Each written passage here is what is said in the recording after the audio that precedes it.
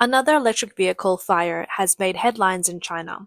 On October 5th, an Avatr 06 new energy vehicle suddenly burst into flames in Ningde, Fujian Province. The fire spread rapidly, igniting 7 nearby cars, including Audi, BMW, Mazda, and Aion models. Thick smoke filled the air as explosions were heard one after another. All of the vehicles were damaged to varying degrees, with several burned down to their frames. Fortunately, no injuries were reported.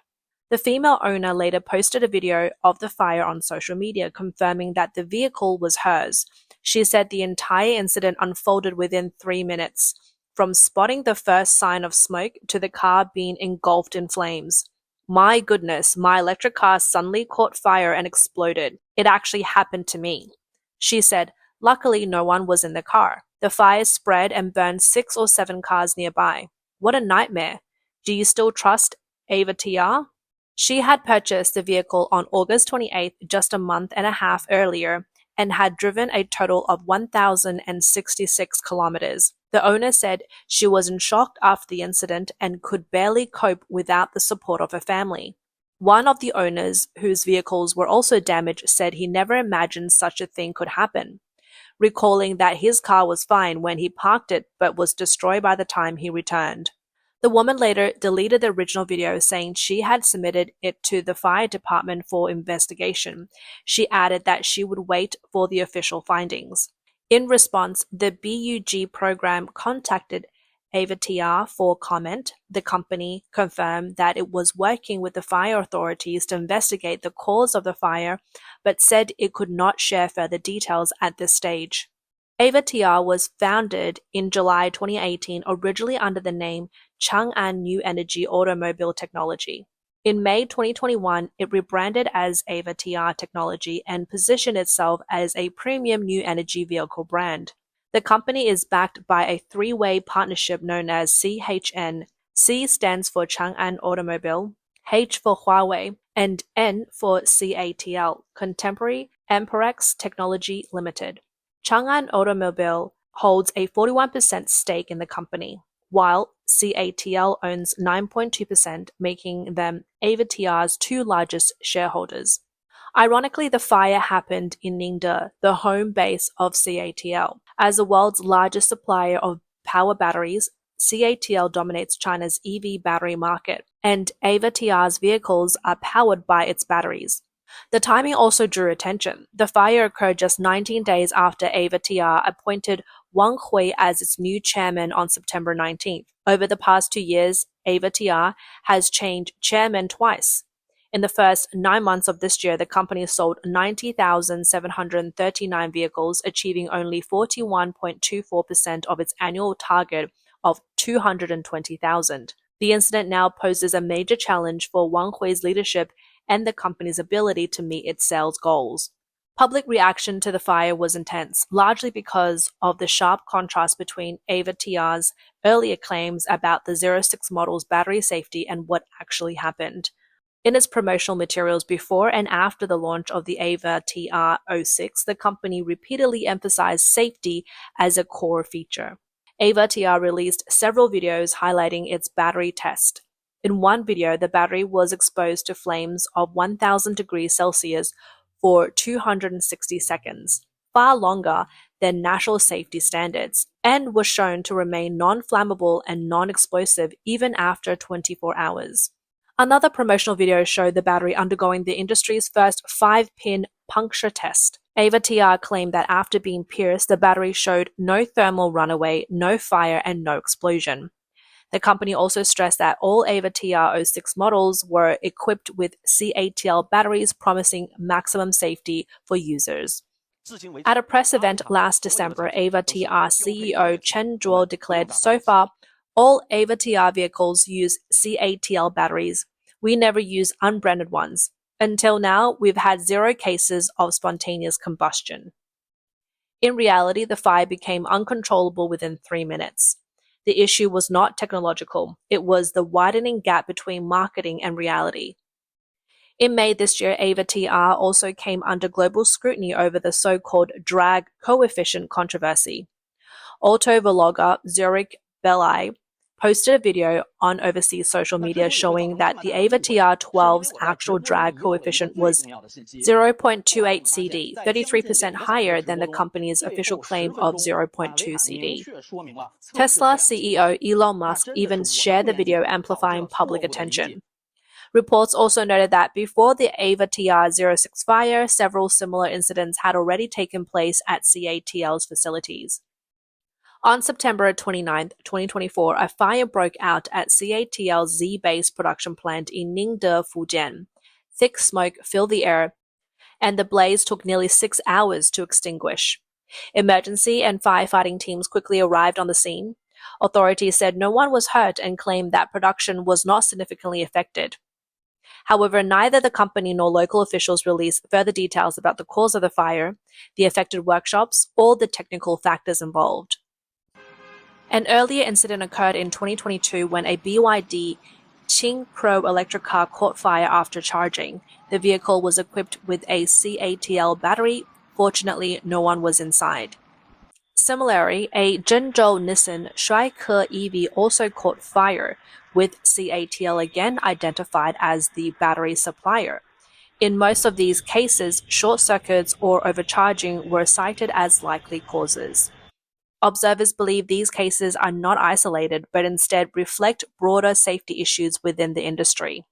Xiaomi, another major Chinese brand heavily promoted by state media, has faced similar incidents.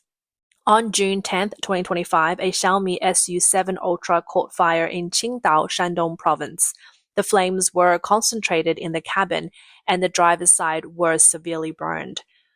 On March 29, 2025, a Xiaomi SU7 Standard Edition crashed into a guardrail and burst into flames on the Deshan Expressway in Anhui Province, killing 3 female college students. Despite Xiaomi's claims of military-grade battery safety, the tragedy revealed that such assurances carried little weight. At around 1 a.m. on July 25th, a Dongfeng EV spontaneously caught fire on a street in Chengdu. Thankfully, the passengers escaped in time. And on June 24th, another EV caught fire on Jiaoyu East Road in Huadu District, Guangzhou. Fortunately, no one was injured. According to China's Ministry of Emergency Management, fires involving EVs rose by 32% in the first quarter of 2022 compared with the same period last year, averaging more than 7 incidents a day. These fires often occur instantly or with explosive forces, leaving little time for escape. The frequent fires, recalls, and accidents have raised questions about whether they are isolated incidents or symptoms of deeper structural issues. Industry experts believe they may be linked to broader problems associated with made-in-China manufacturing. China's EV industry has developed rapidly in recent years, but weaknesses have surfaced across the production chain, from vehicle assembly to battery supply, and from marketing claims to real-world performance. One key issue is inconsistency and lack of reliability. To seize market share, some newer automakers have drastically shortened their research and development cycles, releasing new models while still refining their designs. As a result, the quality of components and assembly can vary significantly between batches, and customer complaints about unstable quality control have become common. Battery safety and quality control are also major concerns. Automakers frequently tout that their vehicles exceed national safety standards by 5 times, or that their battery can endure 1,000-degree flames for 5 minutes without damage. But in real life, when cars are parked under extreme heat, remotely activated, or contain flammable items like chargers, aerosols, or alcohol wipes, even the most ultra-safe battery can ignite from a single spark. These incidents reveal deeper problems, including an underdeveloped quality assurance system and weak regulatory oversight.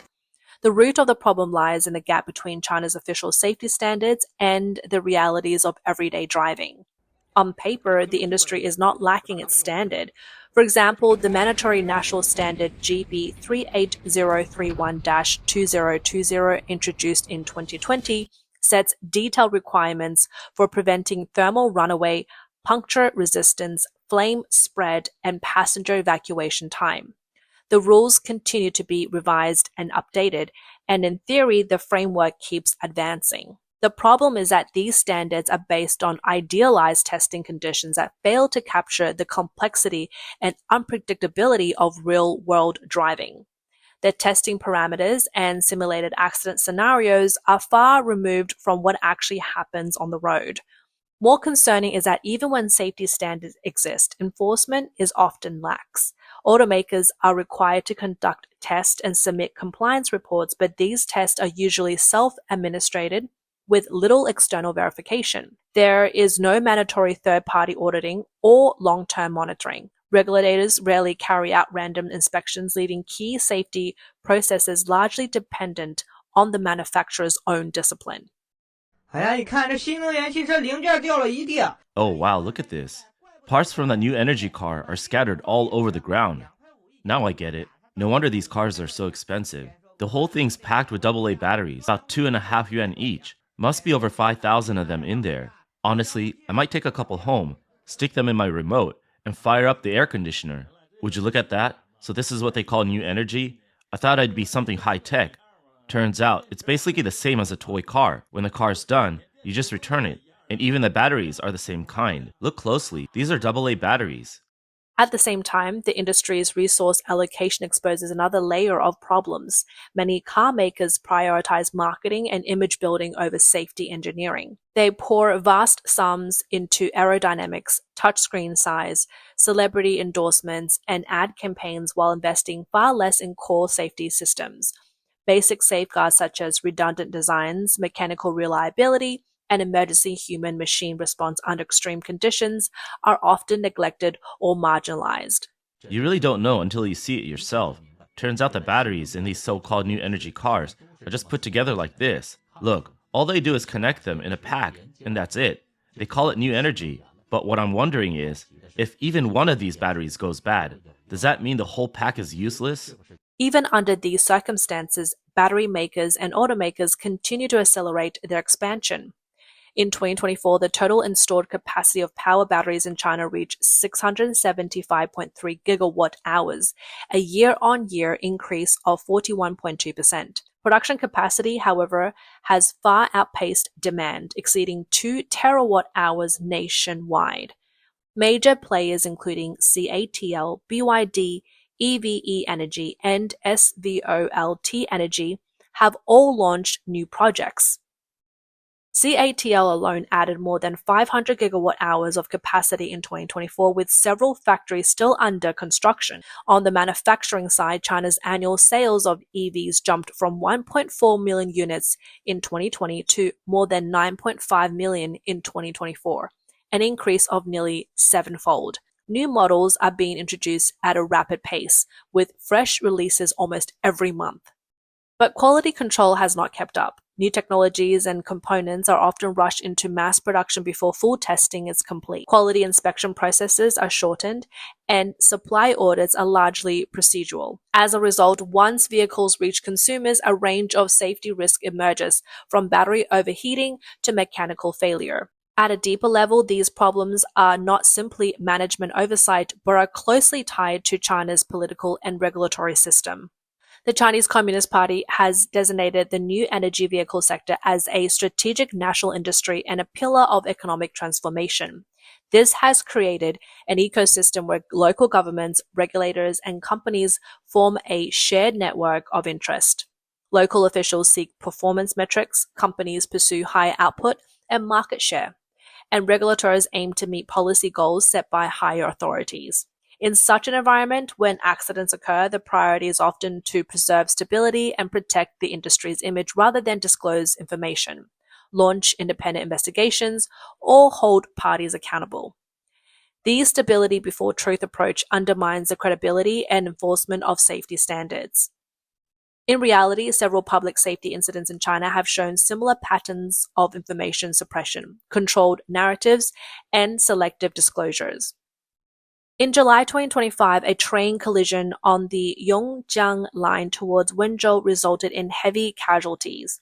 The first official report stated that 40 people had died and 3 were seriously injured, but journalists and witnesses suggested the true number was higher. Controversy deepened when authorities ordered train carriages at the crash site to be buried. which many saw as an attempt to destroy evidence. Officials later said the move was intended to clear space for rescue work, but repeatedly revised their statements. Observers believe there were efforts to withhold information, downplay casualties, and manage media coverage. On December 14, 2023, two trains collided on Beijing's Changping subway line between the Xi'erqi and Life Science Park stations during a snowstorm, injuring 515 passengers. 3 seriously, 70 with minor injuries, and 130 with fractures. Officials labeled it a production safety accident, blaming snow-covered tracks, extended braking distances, and dispatchers' errors. Statements emphasized that the situation was under control and the injured were taken to hospital, but failed to address issues in the train control system or flaws in the emergency response. The final investigation report has yet to be released, and media inquiries continue to receive the same response. The matter is still under investigation. These incidents clearly illustrate how major accidents in China are often handled with a stability before truth approach. Public discussion is tightly controlled first, followed by vague official explanations while key details remain undisclosed. Ironically, despite these quality and safety concerns, the CCP continues to pursue its ambition to dominate global markets, and it has already begun taking action. From January to July 2025, China exported 1.3 EVs, an 84.6% increase from the same period last year. The share of exports in total production rose from 31% to 42%, with Europe emerging as one of China's most important destinations. At the same time, major automakers are accelerating their overseas expansion. BYD is building vehicle plants in Thailand and Brazil and rapidly expanding its sales network across Europe and Japan. SAIC's MG brand has achieved strong sales in Europe, ranking among the top 10 in several countries.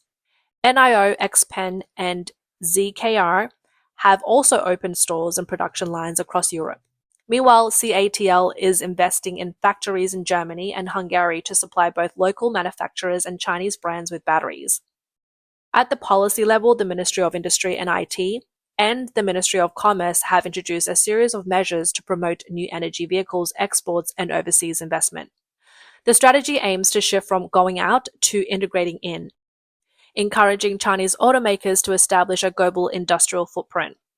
China's EV industry is no longer content with the domestic market. It is expanding abroad at remarkable speed, seeking to gain influence in the global new energy landscape.